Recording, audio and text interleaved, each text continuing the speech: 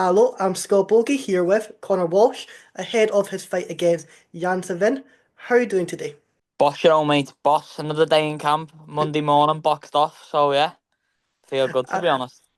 and is it going to be another first round finish? That's been your career so far? Oh lad, fingers crossed. Nice little early night dominoes after. That's what we like to hear, innit? Is that your post-fight celebration? Go get that Domino's. 100% dominoes. Any sort of scran to be honest. I do love a good dominoes though. After a fight, a nice pizza's the one, innit?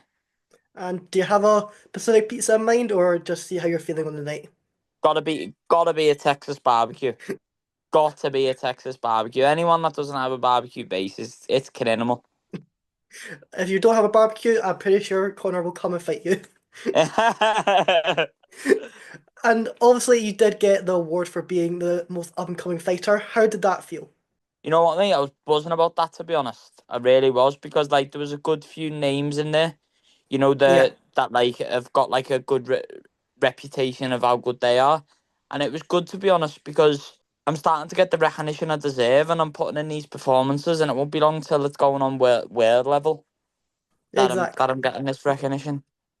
And you do have your teammate as well, Curtis Campbell. You both train from the same gym, both from this sharing this card. Do you feel like he gets winning this card, that's him off into the UFC? You can now start taking control of FCC, and then one or two fights, then you're off. You know what? Like obviously we don't know what the big fella's saying. Yeah, No one knows what Dana's saying, but Kurt's doing everything right to be in the UFC. I think if anyone outside the UFC now deserves to be there, it's Kurt. He's a young up and coming. He's got like that. He's got that thing. You know what I mean? Like yeah. what he's looking for, and I can see Kurt going. Obviously, the UFC very soon. Like I can't see it, but like you said with FCC, like I just want to just keep getting fights, mate, and I want the belt. Obviously, I just want to just keep testing myself in different aspects. Like this guy that they've got in this time, he's hungry for it. Like he's come out and he was the one that said I want that fight. I'm come on obviously to fight me, but I can't wait for it to be honest. I love everything about FCC. I think they look after us very well, and the production's going up every time we fight. It's something different to adding, you know what I mean? And Yeah. not only that, they're always like seeing if we're good and like asking for feedback after the shows and stuff like that. I think they're evolving and they're gonna be like I think they're up there now. We're one of the best shows in Europe, and I think they're just getting better and better. And how big is that for like a production to come to the fighters afterwards and being like, how did you find it? What can we do better? It's massive because it shows that they're taking in Yeah, what other people are giving back. You know what I mean? Like with fighters, anyone that fights knows how big social media is. Like to be a fighter, you do need to have social media. It's unfortunate, but you do. And I think FCC are one of the best to pull the social media for you. Like they help you a lot. Like it's all the little things like sharing you and stuff like that. Like they've helped grow my following a fair bit, like quite a lot. You know what I yeah. mean? So I can't thank them enough for that. And they are they're getting better after every one, so it's good. It's good to fight under them. I love it. And they have got a lot of up and coming fighters as well. Like you're saying, you have Curtis, you got Chris Hill, I think, on the card. I think I also saw earlier today Jordan Rutherford. He's been announced his pro debut is going to be on it. Do you feel like that's just pushing it in the big next direction to be that, like you're saying, the best promotion in Europe? 100%. I've got a few good lads like signed to them, and obviously, like you just said, them big Jordans come over. Jordan had a cracking amateur career. He's a good fighter to get hold of, and they've managed to do that. And like they've got solid prospects on there, and they've got like seasoned pros as well. Like good fight there to watch out for as well on this show is Chris Stringer versus Callum Connor. Yeah. That's gonna be an absolute cracking fight. Two belter lads as well. So I'm looking forward to that. But they're just pulling fights like that in. You know what I mean? They're doing everything right. And then speaking about your gym, is that the MMA Academy in Liverpool? Yeah, I go to three gyms. I go to the MMA Academy, Liverpool Combat Academy, and KC Fight Base with And Kyle. and how have both of those gyms helped with your development? all three of them, it's like they all play their own part. Like obviously, I go to the MMA Academy for Jason Tan, Yeah. and he helps me with my jiu-jitsu. I go Liverpool Combat Academy to train with Loz. Loz helps me with my wrestling, and then I've got my striking coach Kyle, who I've been with since I was a baby. Um, they all just play tell, like everyone in there as well, like all my teammates, and obviously like I've got me two really good mates that train every day with me in the mornings, Palmer and Curtis. Um, we're grateful for them. Like it'd be impossible without them all. It really would. It'd be impossible. And then you've got like my S&C, my boxing with Mick and Yeah. Billy. It's like everyone just plays their own part for this big thing. You know what I mean? So like me just competing on a night is everyone else's hard work that's been put into me every day. You know what I mean? Like these people message me while I'm like at home, everything all good, everything this, everything that. When I'm in the gym, putting 100% effort into me, like I can't ask for any more from them, to be honest. And what do you like normally walk around at? I know you fight at the flyweight 56.7, but what do you normally walk around at? My walk around weight's really low, to be honest. I walk around about 62 kilos. Never used to. I used to. I had like I always remember my first title fight, and after it, like I'd done a decent little weight cut for it, and I ate after it. I've never ate that much food the way I did.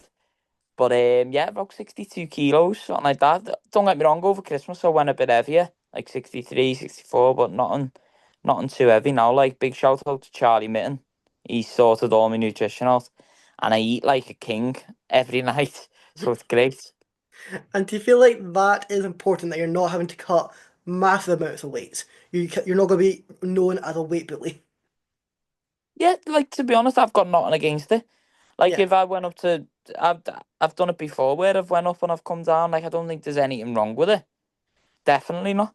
But I just feel like this is just easier for me. This is my perfect weight. What I'm comfortable at. I like training at this rate just because I walk in round about this weight. So it's like this is sort of where I'm at, and I like being here. So I try and maintain where I like being. You know what I mean? But other yeah. people like to go heavier. Other people like to go lower. It's up to your preference, really. And then obviously last year was a great year for you. Got that award, three fights in, three victories, three first round finishes. What are you looking, as long as you can stay healthy, 2025 brings? Obviously, like you just said, then just stay healthy, stay fit. Just enjoy it like another year. I'm not putting no pressure on it, and just like hopefully, like I wouldn't mind a few more first round finishes, but like the experience won't do me any harm neither. You know what I mean? Yeah. But And that's all I want to do. I just want to just keep getting better. That's the main thing. If a show after every fight, like oh he was better there, he was better there, he was better there, then I'm happy. and how was it after that last fight against Junior when you were able to get that victory? I think it was just over 30 seconds. I think it was 32 seconds into the fight. Oh, I was buzzing, like I was buzzing, and it was good to be like it was good to be compared to John Jones on like UFC Fight Pass and stuff like Yeah, that. Like that meant a lot to me. But as you say, at the end of the day, it's another fight. You know what I mean? Like I just keep moving on. This is all just small steps for the big thing, and that's being world champion, innit? And this is all just small steps. Like I'll be able to look back on these in my career and go like, oh, done that, done that. That's all they are. But as long as I just keep getting better and better, that's the main thing. exactly. And how do you see the MMA scene in the UK happening just now? Because obviously we have got a lot of up and coming fighters. In England, you have yourself, Curtis. You then also have in Scotland, you have I think it's Sean Clancy Jr., Lorenzo. There's just a lot of up and coming fighters, especially like in the PFL. You have got Connor Shoes as well, who got into the final of the PFL Europe. How do you feel like the UK scene has just it's like in a wee boom just now? It's unbelievable. I think it's at one of the all-time highest it's been. We've got a few UFC fighters. We've got Big Yeah, Tom Aspinall running the flag, Leon Edwards, Paddy, Molly, all of them in the UFC. They're all like everyone's just playing their own part. You know what I mean? And it's gonna like it's just getting better. The scene is unbelievable. Like you were saying before with just FCC, the amount of prospects they've got. Then you've got Cage Warriors. Then you've got PFL. it's insane to be honest at the minute, and this is really good for the UK. Like really good. We're gonna have more world champions, more fighters in UFC. It won't be long till we do have a lot of fighters in UFC. I think it And really won't be long. and then obviously the UFC are coming in March. Do you feel like then with the amount of fighters that we are producing that can get to that next level, it's not going to be long before Dana has to come to UK more than once to be able to accommodate the UK crowd and the amount of UK fighters there actually are on the UK roster? Without a doubt, 100%. I think he's just testing the scene, obviously at the minute. But like, what a main event we've got there in London, like Yeah. Leon Edwards against Jack. I think that's a sick fight. I'm really excited for that fight. Um, but yeah, it won't be long till he's like coming back and stuff. I guarantee it'll be soon when he'll have stadiums. Like Yeah. obviously got like Paddy for Anfield. Like I think that's just written out. It's gonna happen eventually. And then obviously we've got like down south and stuff like that, Leon in Birmingham and stuff. But I think it's just getting better and better, and I think Dana's realising like the UK's got some talent, so that's a good thing, isn't it? Hopefully he just keeps coming and whipping out some contracts. Well, I know that Dana White will be looking at your show specifically just to find that next star, because you also have Curtis and you, who will be at that edge of being looked at.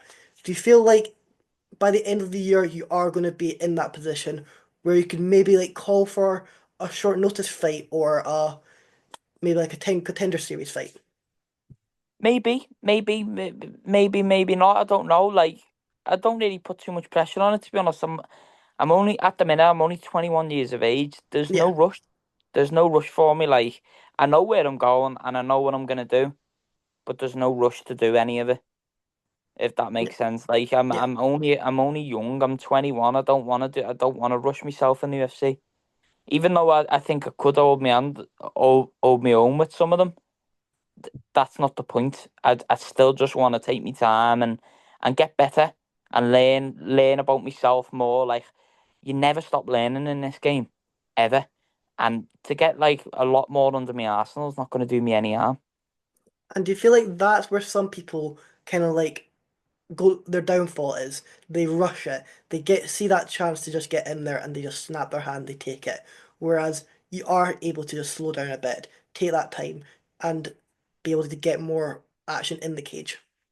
But that's the beauty of having a good team behind you. Yeah, I think any fighter that gets offered in the UFC is gonna say yeah. Like if I was to get offered tomorrow, the UFC have come in. I know my first reaction would be go, go, go. You know what I mean? But it's obviously probably not the right decision, and that's where you have a good team behind you. Like Jay Campbell for me, he's a person that helps me with like a lot of my day to day life, like everything with fighting and without as well. And like you need someone always there to give you the right advice, if that makes sense. And yeah. I have a real good team behind me that give me the right advice when it's right and stuff like that. And I think that is important for a lot of fighters. Get a good team behind you, and you'll know what's right for you. Exactly. The first reaction will be that celebration. The second reaction will be getting that phone to Domino's. So Yeah, and getting that Texas barbecue. get that sponsorship from them. How big is sponsorship in the game? Because obviously they are the ones that do help you a lot with training, with the tests. How big are they? Sponsorships are massive. Sponsorships are really big, especially when you're coming up. Like when you're coming up, they're big. They're really Yeah. big. To be fair, like I couldn't stress them enough. Like thank you to all my sponsors as well. It'd be impossible without them all. Honestly, it really would. But like for any fighters, they'll tell you that are coming up, they need you need sponsors. It's hard. It's hard out there, like paying for your training and stuff like that. You know what I mean? So you get your sponsors in and stuff like that. They are really important. And then how did you start your MMA journey? Like what brought you into the sport? So before I started MMA, I boxed me. I was boxing in KBABC, not far from my house, and I basically stopped it because I was sparring and stuff like that, really enjoying my training. But then I got told like with boxing in the UK, you need to get like a license, and you need to be 12 years of age for the license, and I weren't, so I would have had to wait ages to fight. So I stopped it and went into football. Jesus Christ, it was like I had two left feet playing football. And then anyway, I was just going through like that little phase between year 6 and when you leave to go to big school. Yeah. Like I was in that phase, and I was like down by ours here playing football, and one of my mates went up to the gym. Well, a few of the lads did, and he come back and was like, "Oh, we just tried Thai boxing," and I started laughing. I was like, "What? All kicks and stuff like that? Are you messing?" Like just joking. And then I went up and tried it, and I've said this story before on quite a few podcasts and stuff. I've said I walked in and seen Charlie and Curtis just like knocking 10 bags of shite out of each other in the corner. And I was just like, wow, I want to do this. And then ever since, I've just never left the gym. They just took me in, Jay and Kyle took me in under the wings, and we're here today. Exactly, and you're doing the exact same thing to your opponents. Yeah. What what was the reason that you made your pro debut last year? Was it the fact that you thought you were ready, so you did it? Were you struggling to find your opponents because of obviously your pedigree, or was it a bit of both? I think it was a bit of everything. Like, it weren't really that I was ready. It was more, did me team think I was ready? Um, I remember I was in Thailand, and at one point I did think I was going to go pro before that. And then we got offered a 7-0 guy, Will Doyle, and he had a little bit of like a mouth on him and that, and it was a good test for me. So we kept me at amateur, went in obviously, and then fought him, and then I thought then like I got told before it like you're probably gonna go pro after this. So then it was the right time to go pro. Then I don't know whether I was struggling to get fights. I'm not too sure, but like it was all the top contenders I fought and Yeah. beat them. So it was time anyway. Like it was round about time to go pro. And They were like ones and twos in the country. So it was pretty much like anything from there was like a step back in a way. and then you were with FCC for the amateur scene. You made your pro debut with them as well. Was it a little bit easier knowing that you were making that process still within the same organization? Yeah, yeah. Especially because with FCC, they look after me. Like I was saying before, they Yeah, really do look after me. So it was a no brainer to turn with FCC. Like no other show on the regional scene matches FCC. I'm like credit to them. Like everyone's doing well, but no one matches up to them. So it was more like this is the right place for me, especially with UFC Fight Pass and stuff. So and yeah, that's where we went with that. how big is being on the fight pass? Being able to get that little bit more exposure out there for to show your craft. 100% massive. It's massive. Like this is under the UFC. The UFC Fight Pass is what you want to be on. It's the pinnacle, isn't it? Really. Yeah, And with FCC supplying us with this, that it's what we need. exactly. And if you had to go into this fight and then you had to pick out your signature finish, like your highlight reel finish, what is that? Tornado kick into flying triangle back take. How many messing? No, I don't know. I'd be happy with another win in spectacular fashion. That's all I want. Well, I'll be waiting for to see that flying tornado deck. Flying If, tornado kick into flying triangle. That's what I'm coming for. if you don't get that, it's just gonna be a disappointing night. Yeah, hang the gloves up. Well, I know it's gonna be a great night, great fight. Gonna get an hour stoppage. Thank you for coming on again. Is there anything you're wanting to add or anyone you're wanting to shout out?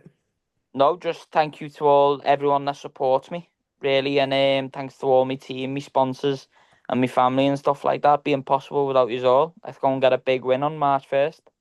Exactly. Gonna be great. Thank you for coming on. Thank you, lad.